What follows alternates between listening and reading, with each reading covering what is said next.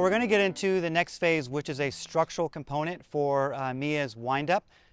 In our motion capture analysis, we could see that Mia was getting a wedge. So what I'm going to do is I'm going to help her understand where her sagittal plane reference is for spatial orientation, and then we're going to start building this windup to help her stabilize that elbow. Okay? All right, so go ahead, Mia, and get into your split where you normally do, like right when you toss. I'm sorry, go into your normal motion, and then toss the ball and then freeze, right after you release the ball. Freeze? Okay. Now typically here on camera, you're usually here at a 4/4 split. Go ahead and bring that arm all the way up.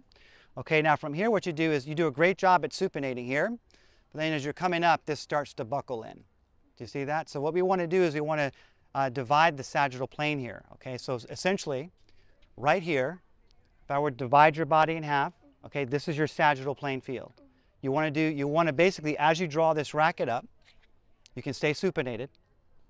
You want to be able to draw the racket up and you want to bisect that sagittal field. And the reason why you want to try to get better at this is because just by focusing on the alignment to this field here, it will naturally stabilize this elbow. If you try to maintain full supination and you go here without trying to align it, you have to really work on just keeping the elbow up, which makes it a little bit harder versus just adjusting the path of your swing. But it's your serve, but you can choose. But this elbow has to stay up until those legs fire. Does that make sense? So when you think about this, do you think it's easier for you to stabilize the elbow from a supinated position or draw the racket in towards that sagittal plane field in a supinated position so that you can stabilize this elbow? Which one seems more pathwise? What do you think? The sagittal one? Okay. All right, so let me just show you an easy way to do this. Can I borrow your racket for a second? Yes. Okay, so you stand right behind me here. So I'm going to give you this stick, okay? What you're going to do, all you're going to do is hold the stick so it's about a foot up above the head, okay? All you're going to do is get into your normal lag that you already have. It's a great lag. And then from here, you're just going to draw up. You're still supinated. And you're just going to make sure that the racket head bisects that line. You just have to tap it, bring it back, and then come up and just tap it. Because right now you're here and it just dives down. Right? So I'm going to have you do that 2 or 3 times, and then we're going to move the stick, give you a ball, and then we're going to test it. Does that make sense? So you go ahead and stand here, you take the stick. Okay? Now go ahead and put it right in front of your head, so it's about there you go. Perfect. Now go ahead and get your grip and get into your lag. Now from here, on your own, I'll guide the first one up. You're going to bring it up. Now look up top so you can see it, and you want to feel like it just tags right up here. Do you see that? Right, somewhere there. Okay, now you practice that on your own. Ready to go? Draw it up. Keep going. Do that like 2 more times to train the nervous system. Yep. You feel that? Now in a real serve, it's just going to go right through that field. This is not going to be there, okay? Let's do one more. Okay, now when you do that, this will stabilize on its own. Now I'm just going to move this. Okay, now you just simulate, pretend it's still there. Go ahead and hold the racket down. Get your stabilizer up. Left arm all the way up. There you go. Hold. Okay, now pretend this is right there, and now go ahead and shadow swing. Go ahead. Bring the racket up. Hold right there. Yeah, don't move. I'm sorry. I said shadow. That was my bad. Go to the point where you feel like the stick is there. Okay. There you go. And so if you notice, just by focusing on this sagittal plane alignment, if you have trouble with your elbow falling down, this is just a great way to stabilize the elbow here, okay? All right, so now that we're going to go live here, I have a couple balls. Here we go. Take that. So go back into your ready position. And all I want you to do is this now. I just want you to go down, up, and do a shadow swing 2 times where you feel like you're aligning to that sagittal plane.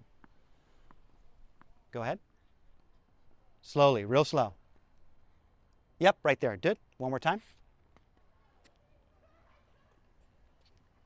Be as literal as you can about that spatial field, okay? Action. You feel that crossover? Yeah, there you go. All right, ready? Here we go. Now let's try it. Now when you do this, you don't have to do full model.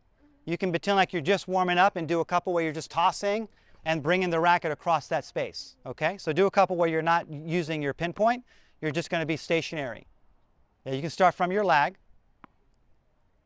See if you can draw it in.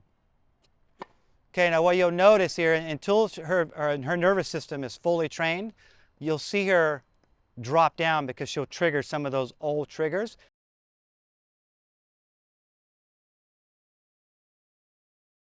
So if that starts to happen, to help her retrain this, is if she's starting from 75% scale, we'd want to get her to start actually at about 25% scale to get used to it, then back her up to 50, and then build that in. So what I want you to do next is start from 25% scale, so you're already almost presetting the alignment. You see that? It's a hole right there. We'll have a ball. Okay, and I try to isolate that. Now remember, right as you toss, this is just going to go right over that plane. Yes. Okay, 25% scale. Ready? Action. Bring it across, bring it across. That's the idea. Good. Let's try it again. 25% scale. Good. Feel that elbow position. Bring it right over the top. That's better. And then what you'll notice if we start measuring it, you'll start to see that this elbow position will start to minimize a little bit. If you're still seeing a little bit of break occur, that's simply because the legs haven't fired and she's manually doing this. So you will see a little bit of a breakdown, but this is how you would develop this. Okay? All right, ready? Here we go. A couple more. All right, 25% scale, abduction. There you go. Isolate. Bring it right over across. Bring it over and then around. That's okay. There you go. Last one. 25% scale. Isolate. It's okay. Does that make sense? Now we're going to do one final one, and I'm going to stabilize her. Go ahead.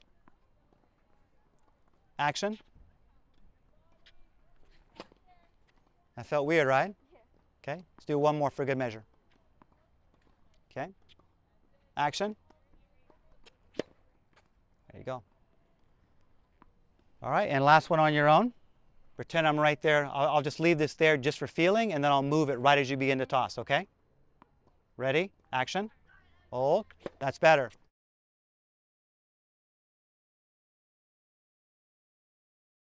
Because now you've gone from a full 100% wedge to now maybe like 60%, and we can get that up to your perfect, so you're right at 90 degrees of abduction. Okay? All right.